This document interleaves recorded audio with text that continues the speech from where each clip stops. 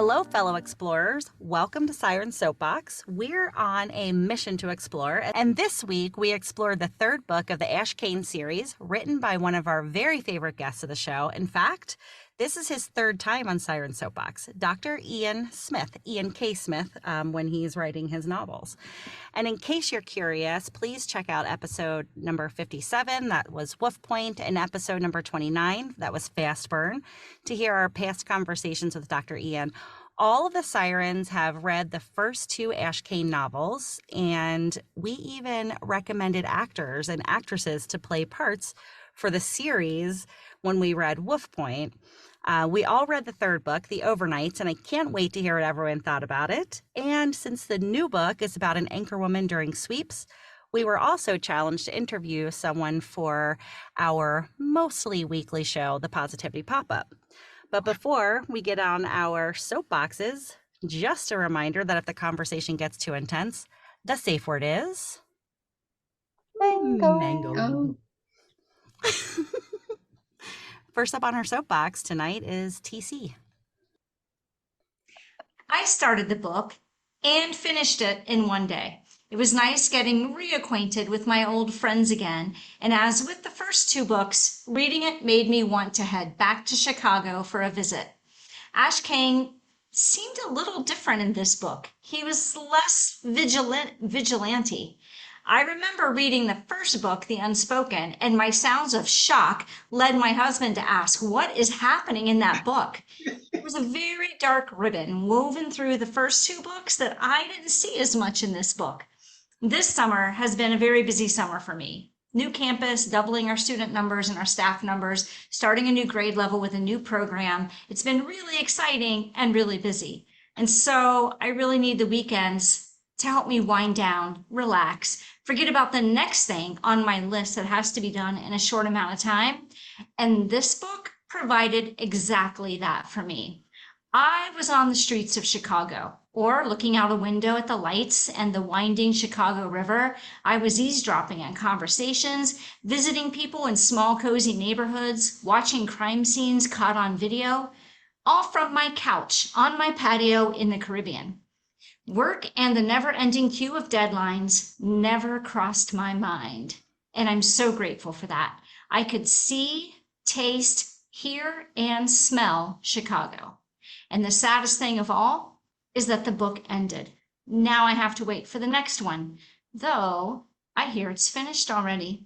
I wonder if Ash will dip down into the dark vigilante world again in book 4. I can't wait to find out. Jess, what'd you think of the book? Well, I was so excited to join the world of Ash Kane again. I was so glad that my old friends were in this book and also a couple new ones. I couldn't wait to begin reading it, but I did put it off because I knew once I started, I wouldn't be able to stop. And I was right. I finished it in about 3 days, which I would have finished in one, but the 9 to 5 got in the way. Stupid work. Stupid jobs.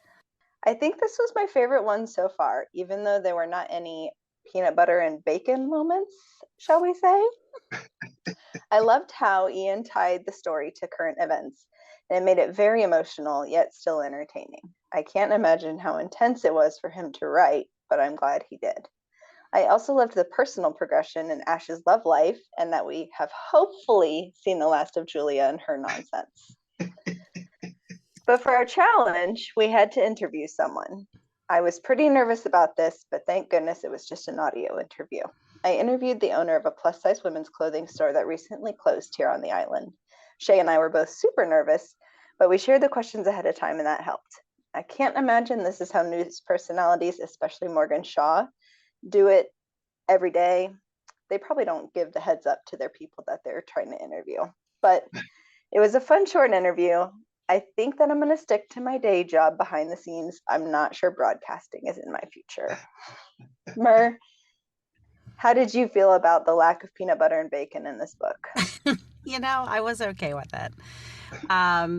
Ian K. Smith, or Dr. Ian, as he is affectionately known, has done it again. I listened to the overnights in just about one sitting. I finished up the last half hour last night, and that's where I found the plot twist that I was looking for.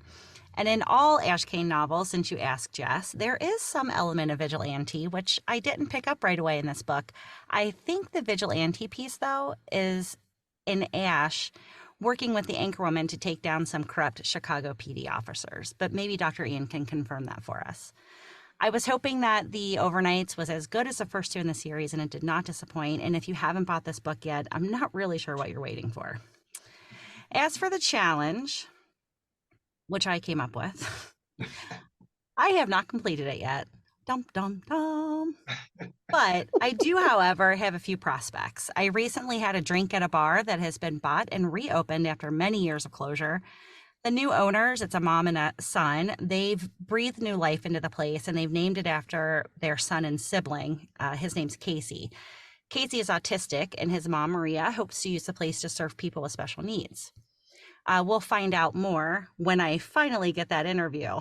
Also, I do have a request in at my full-time job asking them if I could interview someone about what it means to be nominated as one of the world's most ethical companies for the fourth time and how it feels to be one of the only 4 banks in the world to receive that designation.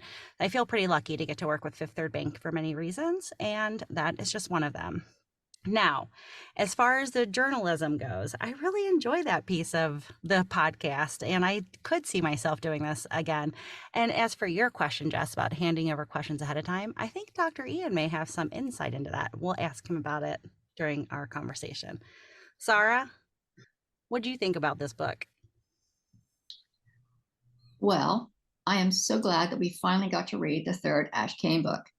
I mean, I did wait as patiently as I could, but it was tough. I'm happy to say, though, that it was definitely worth the wait. Even though it has been some time since we read the last Ash Kane book, it felt like we had just talked about it. This book picks right back up with Ash's golf obsession, his I have a quote for that attitude, and of course, his troubled love life. Not to mention getting us drooling over all of the incredible food he and his friends eat. I once again was also immediately drawn into the big mystery or mysteries of the story. Dr. Ian does an amazing job teeing up complex mysteries and leading his readers down the twisty paths to the final reveals. And I'm not kidding. Talk about twisty. No spoilers. I hate spoilers, by the way, but just wait. I'm not sure how this one can be topped, but I'm not going to be sad if Dr. Ian figures out how to do it in the next book, because there sure better be one, right? For our challenge this week, Siren Murr asked us to interview someone, seeing as the main character in the book is a reporter. Well, great job, Murr. You sure know how to get some of us, me, definitely, out of our comfort zones. I was so nervous about doing this, and even though I knew I had a great candidate to interview, it took me a week to get my courage up to reach out and get it done. And he's a friend of mine. Thank goodness I did it, though, because I really had a great time in the end. I picked a friend of mine who has started a Facebook group called Got Some Good News For You, and I'm pretty proud of myself for getting uncomfortable and seeing just what I can do. Dr. Ian Smith is the #1 New York Times bestselling author of Shred, The Revolutionary Diet, as well as Super Shred, The Big Results Diet, Blast the Sugar Out, The Clean 20, and 12 other books with millions of copies in print. His novels include the award-winning The Blackbird Papers, The Ancient Nine, and the first 2 books in the Ash Kane series, The Unspoken and Wolf Point. Dr. Ian is a graduate of Harvard, Columbia, and the University of Chicago, and is the medical contributor and co-host of The Rachel Ray Show. Dr. Ian first joined the Sirens for episode 29 of Siren Soapbox, Fast Burn, back in June of 2021. We loved him so much, we jumped at the excuse to have him on again for episode 57, Wolf Point. I think we'll keep looking for reasons to have him on our show, and the Overnights is definitely a good reason. Dr. Ian, we're curious. When can we read book 4? Well, first of all, let me just say that it is always a pleasure to talk to you guys. I'm always honored that you invite me to come back. It really is fun. I try not to get very emotional, but you guys read books and you really read them and you think about them. And as an author, that's very touching to me. So I want to thank you, first of all, at the top of this. Book 4 is already done.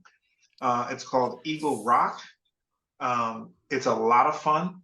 It's a whole different case, of course. I'm hoping, fingers crossed, that this will publish in 2024. I would like to publish an Ash Kane once a year. So this one came out in 2023 is this one, the Overnights, 2024.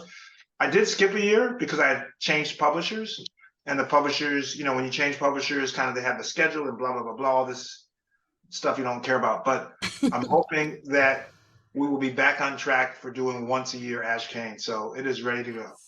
That is so exciting. I It's don't know about great the rest of news. them, but I can't wait to read it or listen to it. I'm I ready. actually listened to this one, but I did pre-order the hardcover copy of the book, so I have two copies of your book now, Dr. Ian. Awesome. I wish I could sign Sure. two at some point. Oh, you can. We'll make that happen. Wish Okay. granted. Okay. You can either visit me in Hawaii or TC in St. Croix, and we Gee. can make it a big excursion. Yeah. Okay. I love that. I'm in. Just to, sweeten the pot. That's Yeah, right. exactly. We'll throw an ocean in there, maybe the Caribbean. Mer, the person who read the book, was it like who read it? How was the sound? The voice? I'm sorry, I forgot his name. Do you know his name offhand, Dr. Ian? His name is Amar. Abdullah is his last name. Yes. Yes. He did a great job with the voices. He had a different voice for every character, and I really appreciated that. He even had like a couple of accents in there. It was a really good narration. Nice. He's a stage actor. Was there anything that was different than you imagined? Like the way something is pronounced or the voice that was chosen for somebody or a tone or anything like that? Was it different, or was it what you expected? No, there was nothing really unexpected. He did a great job. There wasn't any, I don't know. I just caught myself really engaged in the listening of it. I feel like, seeing as we've met you, Dr. Ian, I mean, on Zoom, when I'm reading the books, you're narrating in a strange way. So I feel like it would be very strange for me to listen to it and have somebody else narrate it, because you, in my mind, you're speaking all of Ash's lines for sure. So it'd be very strange for me. Yeah, Same. I feel the same way when I'm reading books. That I see, like, for example, when I'm reading Michael Connolly, like I imagine I've met Michael and I've talked to him, and so I imagine his voice in that book, and to hear someone else narrate, I'm not saying I can't accept it, but it would just feel a little different. So I do agree with you. The reason why I narrate my nonfiction books, the reason why I didn't narrate the Ash Kane series is because I felt like I wanted to have someone who's an actor because part of it is performance, right? I mean, you got to perform. And not that I can't do it, but I felt like, well, maybe someone can do it better. Probably someone can do it better than I can. And so I want to because I don't listen to audiobooks. I'm a reader. I'm very tactile, but I wanted the listeners, the listener readers, I wanted them to have an experience that may be better than what I could provide. So that's why I haven't. But maybe one day I will narrate one of them. Well, he did a great job. Good. I'll tell him that. I don't, when I'm reading it. I think I used to have your voice, Dr. Ian, until we did our last meeting with you, and you said that you would not play your character in the TV series. Yeah. So I was just like, oh, well, not him anymore. Now I gotta picture somebody else. You wrote me off, huh? You wrote me off. You wrote yourself off, Dr. Ian. Yeah. I think in my mind, I think Dr. Ian might be more kind than Ash Kane. Ash Kane was showing his stuff a little bit in this book. He came off like quick and hard. I picture Dr. Ian being more kind to, like, what do you call the guy who guards the door at The doorman. at The yeah, the doorman. doorman. I don't know. Which doorman? The one in her apartment building? Yeah. Yeah. Yeah. Morgan's apartment building. Yeah, you know, Ash has a little attitude. He certainly does. Yeah, he has more attitude than I have, which is very interesting. I bet it's fun to write that. It is. It is. You know, when you're a writer and you are who you are as a person, it's a lot of fun to become someone else and write what you don't do yourself. That's a lot of fun for me. I got to be honest with you. And you know, there's certain moments in the book that become really fun. I mean, the romantic stuff I really like. I love the interplay with him and Carolina. That's a lot of fun. I love the moments that he's with Mechanic, and they're just quiet, and they're just existing together. I love those moments. So there are moments in the book that I, as an author, I like writing the whole book, don't get me wrong, but there's certain moments that I really enjoy. I feel like I'm experiencing it as I'm writing it. You know what I mean? Yeah. Mhm. I can't believe you just said her name, because I've said it a few different ways in my head as I've been reading the book, and now I know. Yeah. Yeah. Same. I mean, that's Same. how I picture it, but people may pronounce it different, which is fine too. I picture it that way. It sounds, Catalina sounds more sassy. Mhm. Yeah. It does. And is she's sassy. I love her. I love her. She's just a great character. Yeah, I love their is. relationship. It's a really neat relationship that they have. Yeah. Finally. I know. I I'm don't so want to spoil it excited. for anyone who hasn't read the book yet, but you know, I'm really glad that he's moved into that whole arena. Yeah. Yeah. But you know, he's a So wounded duck. glad. He He's is. a wounded duck, and it doesn't mean that he can't heal and move on, but he's not good with relationships. He has a tough relationship with his dad. They're trying to mend the fences. I love writing those scenes too, by the way. I love writing those scenes. These two alpha males who have a sentimental side to them that they don't want to share with the other. And, you know, it's just really fun to write that kind of friction that exists between them, and then what's inside of their head that the other one doesn't know. I like writing that. So I love go I ahead. love Rox in this book. She's a little spitfire. I really liked her. Love Like her. she's a badass. So you know where let me tell you where I got her from, by the way. So on Instagram, and those who are listening, you can follow me at Dr. Ian Smith, spell the doctor out, I-A-N Smith. On Instagram, this woman hit me up. She's a boxer from the UK.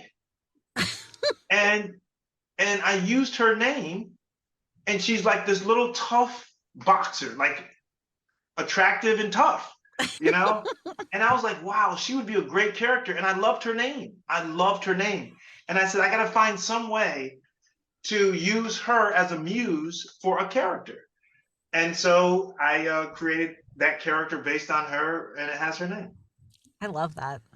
I love the way it's spelled Yeah. too. If you're only listening to the book, you don't get to see the cool spelling of it's Rox for short. How do you pronounce the full name? Rox. You know, I gotta be honest with you, I don't know how to pronounce it. I've never talked to her. I just hit her on IG. Yeah. But I spell like she spells it, and I just call her nickname Rox. Yeah. It works. Yeah, she's fun. So the last time we talked to you, you were meeting with some producers about a Ash Kane series on BET Plus. Is that still happening? We were in development. We had written the pilot script, and then the strike happened. Oh, that's Oh. right. There's a strike happening. That's right, a big strike, which I support, by the way. And so even though it's holding me up, it's a very important strike for our future as writers. And so we are frozen. Everyone's frozen. But yeah, we expected, here's the crazy thing. We thought that we were probably about a month from getting the green light to go to series.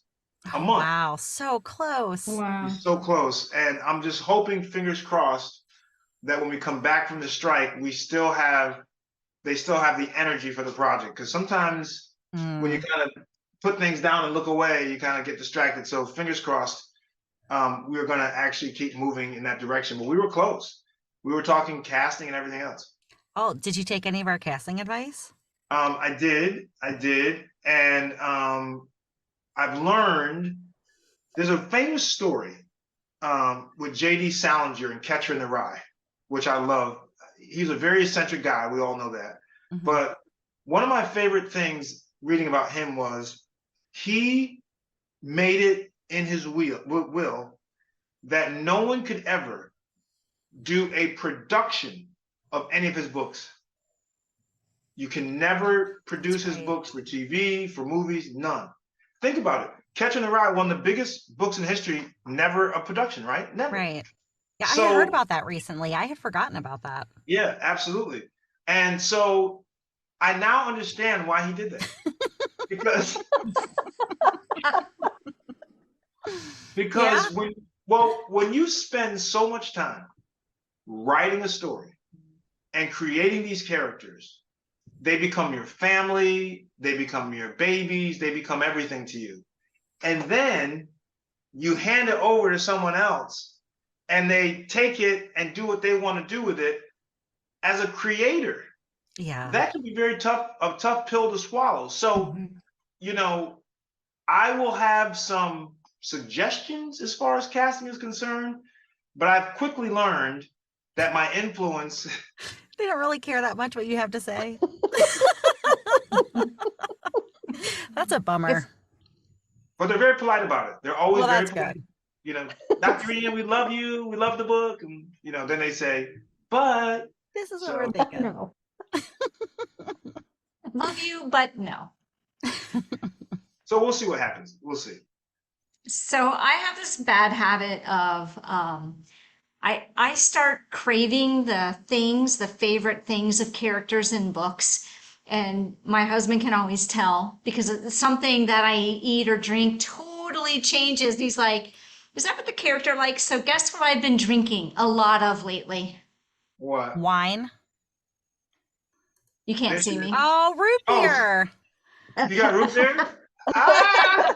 That's hilarious. I've had root beer like every meal. And I'm like, well, Ash Kane likes root beer. So Well, can I tell you guys something? Yes. So when I was a kid, I was like one of the few kids that loved root beer as a kid.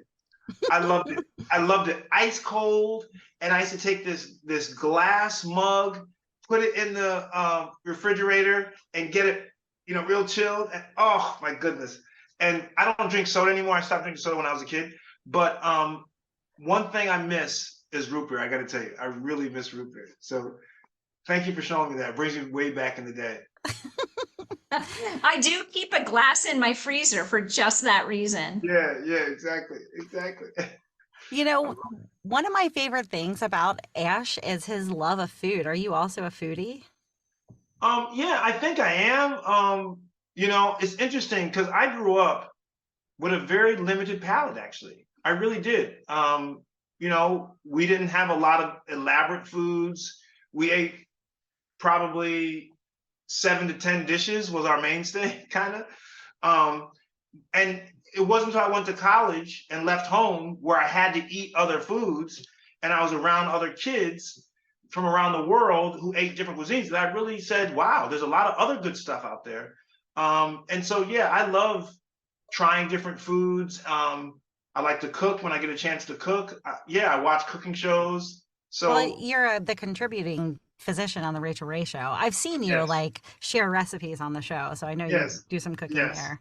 which is very tense presenting a recipe to Rachel Ray. Let me tell you something. Oh, I can imagine so. That's like my worst nightmare. Yeah, exactly. Oh man. The only thing worse than that would be trying to cook it in front of her. Well, I've Oh done my that. I was gosh. gonna say, No. I bet he has. Yes, On I- stage, right? But here's the key though with the shows, those cooking shows, everything is set up for you. Like you can't Mhm. mess up. You Yeah. rehearse it, and that she has a whole culinary team. They have everything measured and ramekin. Like we're gonna do this and this. So it's very easy. I wish I had that at home when I'm cooking. I mean, it's just, I mean, you could Cooking for just pull numbers. out one of your cookbooks and follow the recipe. It's essentially the same thing, Dr. Ian. Yes, yes, but I gotta tell you, sometimes when you're cooking, you want to try different stuff. You want to try to take a Yeah. recipe and kind of add this, take this away. That's where the fun. I think the fun is between the lines of a recipe, not the recipe itself. Yeah, that actually comes through. I remember in, was it Fast Burn that we were reading? A lot of the recipes and things were sort of loose. I mean, it was strict enough that if you really needed to follow a regimen, you could, but there were also some loose guidelines that you could. Yes, And I love yes, that about your Mhm. book, actually. yeah, yeah. I did that on purpose. I did it on purpose. Okay, speaking of your books, let's talk about that whole vigilante piece. What happened? Like nothing shocking. I mean, there were twists and turns, don't get me wrong, kept me on my toes, but there was never a point where I just sat back and said, "Oh my God, what?" Like that didn't happen. What? Yes. Well, so I forget who mentioned earlier, but what he's doing, I don't want to give too much away of the book, but what he ends up doing with Morgan is somewhat satiating that aspect of him. I also felt like I want that to come and go. I don't want everyone to expect every single book he's going to have a Mhm. situation to solve. And so I purposely left the full isolated, he's on another path situation. I left that out of this book. Not to say it's not coming back, but I want him to do it when he has real good reason to do it. When he has a Right. real odious person to deal with, then he's going to do what he has to do. Felt like maybe this particular issue maybe needed to be, I don't know, that might have taken away a little bit from the outcome if he had done something that was not quite above board in order Yeah. to manage this particular issue that was being solved. Mhm. It's Yes. kind of the way I was looking at it towards the end. I was glad actually to see that there wasn't something that he did that you could kind of sort of sully the outcome. Yes, I agree 100%. I think that's an absolute spot on read of it. And when I was writing the case, I felt like, well, he doesn't need to do that this time. Like the case with this particular case he's working on and what the outcome is going to be, not giving the ending away. He needs to chill for a little bit and just focus on this situation. Yeah, Did I you think guys it like Morgan fit. Shaw? I did like her. I liked her. I liked her. I just don't want to give away the ending of your book. But I liked her a lot. I loved her determination, man. I liked her. She I liked reminds her. me, not because that I think that this person in Cincinnati is exactly like her, but there's just the one news anchor that I'm picturing when I'm reading Morgan Shaw, and it's our beloved Trisha Mackey here on Channel 19 Mm-hmm. News. That's who I kept picturing. Trisha, I got to write that down. So it's interesting.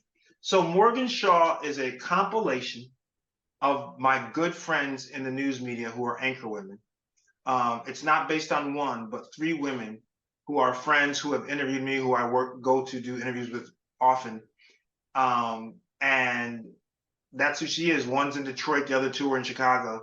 But you can see it was fun writing her because I know her, Hmm. and because I think people can relate. Like you just said, you saw Trisha Mackey, right? You saw your local anchor. I think almost everyone has that person who they could see be that anchor, and I think that she's a very relatable character in that respect. I just think that I just like, it was fun. I have fun with my characters. I love characters, and I had a lot of fun developing her. I thought she was a challenge. I liked her. Yeah, she was feisty.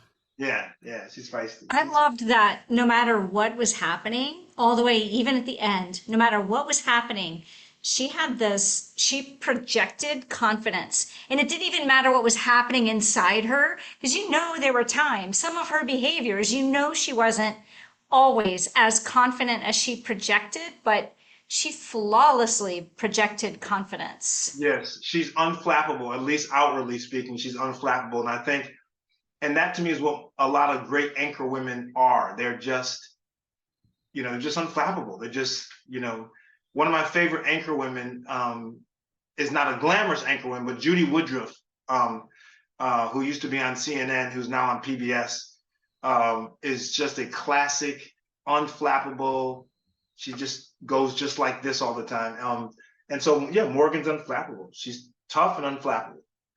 I liked her as a newswoman, and obviously the story that she was doing was so important, and that she was so determined to get to the bottom of it and expose it. But I did not like her as a person. Did not like her. I was like, "Ooh, she is two-faced and nasty. I do not like her." No. And you know what? I love that response because she's a polarizing person. Some people are going to like her. Some are going to really dislike her, which is great. Like, sometimes I guess authors write characters where they want everyone to love. Okay, fine. But I didn't write her that way. I wrote her knowing that she's going to rub some people the wrong way and some people are going to like her. So the fact that you said that is like great. I'm glad there's a difference of opinion about her. That's wonderful. Well, I usually have a different opinion than those other two, so. I know. TC and I have the same brain, basically. So. I love that. Hey, did you guys work on the questions for the $10,000? Oh, I haven't even seen them yet. No. Did you accept my invite, Dr. Ian? Yes, I did. You're in already. I already did it. So tell our listeners what you're talking about. Okay, so this is my 25th book, and as to have some fun in celebration of that, I decided to make a $10,000 giveaway for whoever could be a good detective in honor of Ash Kane. And so I have 5 sets of clues, and there are questions related to those clues, and whoever can answer all 5 by the end of August, so there's a month left, will get the $10,000. Is there anybody close yet? Well, people are waiting to submit their answers because they really want to make sure you get one shot at it. So they're really waiting. But no one has submitted the right answers yet. But I know people are working on it. I know they're working on it. So 5 questions, and each question has 5 clues? Yes, I was hoping that I could bring up. You can bring whatever you want. This is your show, Dr. Ian. Okay, well, I wanted you guys to see. I wanted to give you an example because here's the situation. So if you go to my Instagram at Dr. Ian Smith, look at the link in my bio, you'll see it. So let me read for you question 1, for example. Okay. Okay, ready? So I give you clues, then I ask you a question. So here are the clues. The best place about 30 to 40 kilometers from where numbers 62 and 64 most enjoyed his afternoons. Next clue, same question, next clue. Carolina and Ash sojourned here, viewing snowcaps galore. What's the location name? Sarah looks like she knows. Well, I mean, that one, it feels like it's too easy, that one. Okay, hold on, let me give you another one. Question number 3. Historical murder-suicide. That's 1 clue, comma. Yeah, I know this one. 5 less than 91 plus 4. This is all in the same clue category, okay? All right? And last clue in this batch.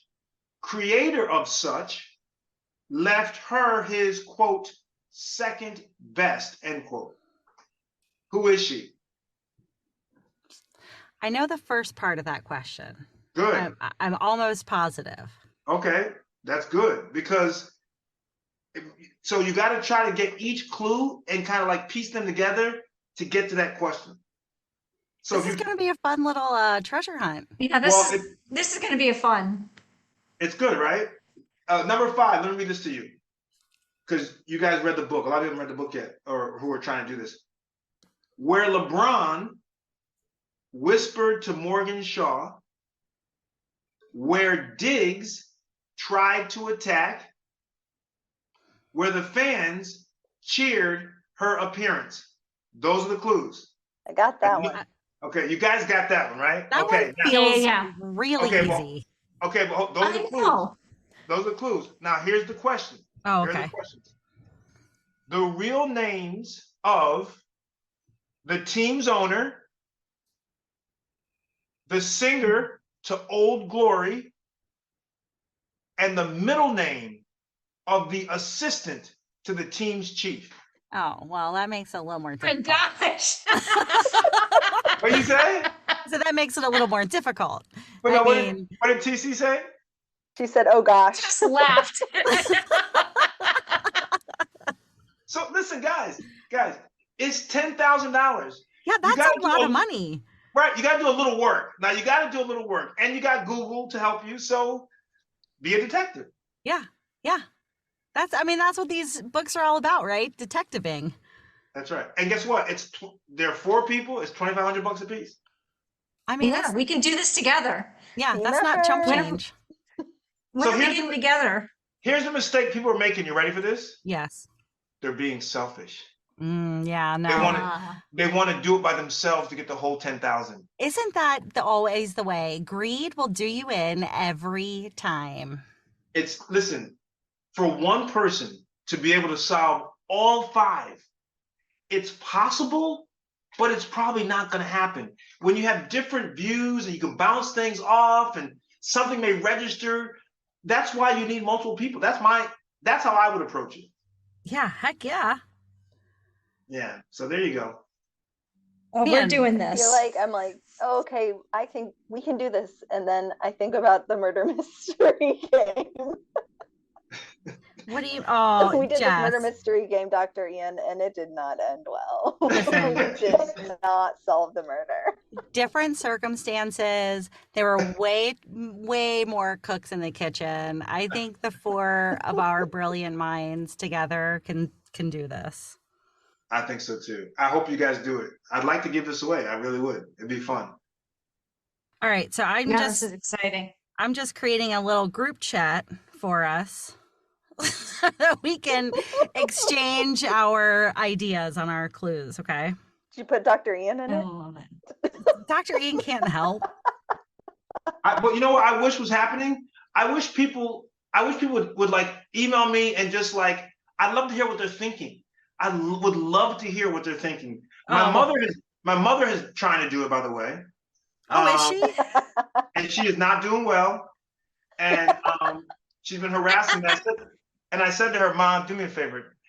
Just stop and let me just give you the answers. Because you're working so hard. You're way in the wrong direction. No. I said, okay. And I'm guessing She that can join our chat, and Oh, she yeah. can be part of our team. yeah, that way she doesn't have to do it alone. Well, she's got probably 2 of them now that are right, but Oh. she's not getting the other 3. I said then she can definitely join our chat if she already has 2 of them done. She's got 2 done. Does your mom read these books? Oh my goodness. Yes. And what's interesting, my mother is not a big reader, but she's a mom. But Heck yeah. yeah, but you know what? She reads them not because she's my mom. She really enjoys these books. She's not even a mystery kind of person, but she really loves these books. Like she can't wait. And my cousin also loves them. And he says to me, can you do 2 in a year? I'm like, no, I can't. I got agree. stuff going on. He's like, we got to wait so long. And I'm like, listen, I feel the same way with authors I love. Sometimes I will wait 4 or 5 months before I read the book. So it's less waiting time for the next book. Oh, yeah. So you can just like binge 2 of them at a time. I do that. I do it all the time. So I understand. Maybe 1 year I can do 2, but we'll see what happens. When a new book comes out, I like to go back and read the ones before it over again. Yes. That way it doesn't seem like as long of a wait, and you remember the characters' little details maybe a little bit better. Yeah, me too. I do the same thing. We are getting close to time, so we have a couple of choices. We have more questions that we can ask Dr. Ian, or I can present to you a little game that I call Who Said It? Okay. Whatever you want. You guys, up to you. I love it. All right. We are going to play a game called Who Said That? Okay. Oh, wow. That was great. All right. These are our characters. These are, for those of you who are listening at home, I popped up all the people that I cast as characters in Dr. Ian's Ash Kane series. And I added Rox because I loved her so much. So That's a good one, actually. yeah. That's a good one. Yeah. Rosie Perez as Rox. I think that's perfect. Yeah, that's I mean, good. actually, who else would you pick for her? You got to see the girl on Instagram. There's a woman who played. She's a dark-haired woman who played a cop in Blue Bloods, the one with Tom Selleck. Oh yeah, I never saw that one. And Wahlberg, and there's a woman who played the partner to the young cop, and can't think of her name right now, but she'd also be cool actually. So I have Stephanie Beatrice as Carolina. I think I have her name spelled wrong here. Carolina. And we could actually swap them. Stephanie Beatrice could be Rox, and Rosie Perez could be Carolina. She's much more petite. Yeah, I don't want Rosie Carolina. I think who you have looks more like Carolina. Oh, well, perfect. All right. Yeah, for sure. All right, so I'm going to read you guys a quote, and it could be a quote from any of Dr. Ian's 3 books from the Ash Kane series, okay? And you have to yell ding, ding, ding when you know who it is. These are your choices up here on the screen. We have either Ash Kane, Mechanic, Carolina, Julia, Detective Burke, or Rox. All right. Sounds like that little piece of information is something you'd want to share with a guy you just hired to protect you. Ding, ding, ding. Jess. I think that was Rox. You. Ding, ding. Who just dinged? Was that Sarah? I feel like that was an Ash Kane line. Oh, do you? It was actually Rox talking to Mechanic and Ash about the job of protecting Morgan Shaw in the overnights. Good job, Jess. I got it wrong. I was with Sarah. I was with Sarah on that. Jeez. Man, that's what I was hoping would happen. I was hoping that I would trick you, Dr. Ian. Yes! All right. We got more. I want to see how good you are at this. All right, we got more. You guys ready? Yeah. The girl at the dealership said it was possible, but against the ethos of the car. Whatever the hell ethos means.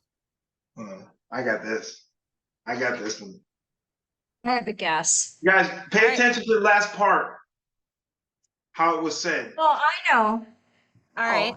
Who? It's TC, go. the person I'm guessing is not on there, so I'm wrong. Who were you thinking?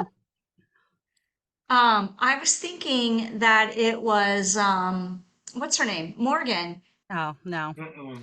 No, she would say whatever the hell ethos means. But That's this right. guy said whatever the hell ethos means. That Can I sounds say? like a mechanic line. Yeah, Sarah got it. There you go. It was Mechanic. Mechanic. He's talking to Ash about this Prius that he has, and Ash is kind of clowning him about driving a Prius, and he talks about the girl that suggested that he buy it, the salesperson. Yeah, exactly. That was in Wolf Point. Yep. This is good. I like this. It's fun, isn't it? Yeah, it is. All right. All right, you guys ready? Yeah. Next, we have the issue of the words no brand. This took a little work, but the lab techs nailed it. What's missing are the words that follow is more accurate. Ding, ding, ding. Jess. I'm going to say Carolina. When she got some of the reports for Ash. You are correct. What book, though? What book? Oh, yeah. What book? What book, Jess, for the bonus? Overnights. Nope. Nope. Oh. Do you know Dr. Ian? Yes. Can you read it again, Mer? Yeah. Next, we have the issue of the words no brand. This took a little work, but the lab techs nailed it. What's missing are the words that follow is more accurate. Do you remember the scene? Unspoken. Yeah. Do you remember the scene? Do you remember he went to the house? He went to her house, and the big mansion, and he went to her bathroom, and he found the remnants of the package in her bathroom in the waste bin. That's right. And he and Carolina were talking about it over dinner. She had done some snooping for him, and then in exchange for an expensive meal. That's right. That's right. This is good. All right, you guys ready? Yeah. Morgan started receiving similar letters about a couple of weeks after he got out, but it was more than the letters. Her car was vandalized, and she was sent a box of floggers. Ding, ding. Yes, Jess. It's not a confident ding. I'm gonna go with Detective Burke. Anyone else have a guess? Was it Ash talking to Detective Burke, maybe? Yeah, it's one of two people. Well, it was Ash, but he wasn't talking to Detective Burke. He was talking to the other reporter. Yes, Tyra Martin. They were talking about the possible connection to Morgan's fearing of her own life. But you got to be careful because you're giving spoilers for anyone who listens to our podcast now. Oh yeah, no, okay. All right, all right. By the way, I'll cut that out. Yeah. By the way, Tyra is my producer for the TV show I do in Chicago. That's a real person. Oh, is it? Oh, that's fun. She's awesome. I love that. Yeah. All right, let's do one more. I'm sorry, I just got to find the right one. Okay, you ready? I just can't figure out what it is. Why would people pay all this money to spend half their day twisting the hell out of their backs and swinging metal sticks at something no bigger than a meatball at Maggiano's? I wrote that. I like that. That's a great line, Dr. Ian. I like that. I know who it is too. I have a guess. All right, what's your guess, TC? I think it's Detective Burke. Talking to? He's talking to Ash Kane. In which book? Oh gosh, it could be any of the three of them. I don't have the answer to that. I don't think it was the last I'm going to go. I'll go with the overnights. It was Wolf Point. But you're right. It could have been any three because he's always complaining about that. Mm-hmm. So yes, it would have worked for any three. Hey guys, before we go, let me tell you something. Yeah, let's hear it. My agent just sold a love story I wrote. What? What is that book? So I've been writing this story for close to 30 years. And it's a love story that takes place in three of my favorite cities, London, Paris, and New York. It's a novella. And I don't have the pub date yet. They just bought it. But it's a fun read, and it's what I'm calling an unorthodox love story with a major twist in it. Does that mean that we get to interview you when it comes out? I would love to. I can't.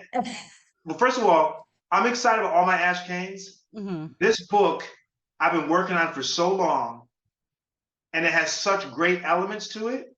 I can't wait for people to read this book. It's called The Girl from Shepherd's Market. The Girl from Shepherd's Market. Shepherd's Market is a very small area in central London, and it takes place back in the late 80s. That's exciting. Are you guys excited about reading this book? Yeah. Yeah, I feel like we need to get a heads up when that's on its way. Well, yeah, I'll let you guys know. In fact, maybe you guys can get the advanced copies. They're called ARCs, advanced reading copies. I definitely would like you guys to read it. It's only going to take, I'm telling you right now, 1.5 hours. It's a small book. It's a little book, but it's powerful. Does this mean if this comes out the same year as the Ash Kane, we get to talk to you twice in a year?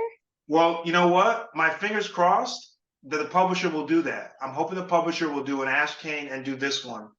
But that would be wonderful. Yeah, that's exciting. Oh, congratulations. We'll definitely have him on when we win the contest. Oh yeah, when we win the 10 grand, we'll have to bring him back for an interview. And what's Mom's name so we can friend request her? Yeah. Actually, we'll do the next one in person, and that's what we'll spend our 10 grand on. Oh yeah, getting There to you go. Chicago. That'd be nice. That'd be nice. That'd be really nice. Well, thank you, Dr. Ian, for joining us this week. Would you like to tell our listeners where they can find you and all of your books? Yes, my Instagram is at Dr. Ian Smith. Spell the doctor out, I-A-N Smith. My website is driansmith.com. Spell everything out. And on Threads, you can find me through my Instagram, the new social media platform. And Facebook, by the way, if you want to try to win the prize, my Facebook group for the book is called The Good Reading Room. The Good Reading Room. And yeah, I will. And the email to send your answers in for that are the overnights book at gmail.com. Great. Thank you so much. And Sirens, thank you for recording with us tonight and for the interviews that you conducted, Sarah and Jess. I swear I'm getting to mine. I'm really excited about it. Full disclosure, I am very nervous about it too. So Sarah, admitting that makes me feel better, and I am going to get on with my life and conduct this stinking interview. Oh yeah. Next week, fellow explorers, we will be recording a pre-dive episode, so make sure you stay tuned for more ways to explore with us. And thank you for listening. Listening to this show and sharing it with someone you love is the best way to support us, but you can find other ways to support us as well at sirensoapbox.com/support. And until next time, dive in, stay curious, and be happy. Thank you so much for listening to this episode of Siren Soapbox, and a special thank you to C Strings for providing our music. Snag their latest EP from iTunes today. Follow the Sirens on all the social medias, and don't forget to tell your friends about us. Like and subscribe wherever you listen to your podcasts. We'll catch you next time on another episode of Siren Soapbox.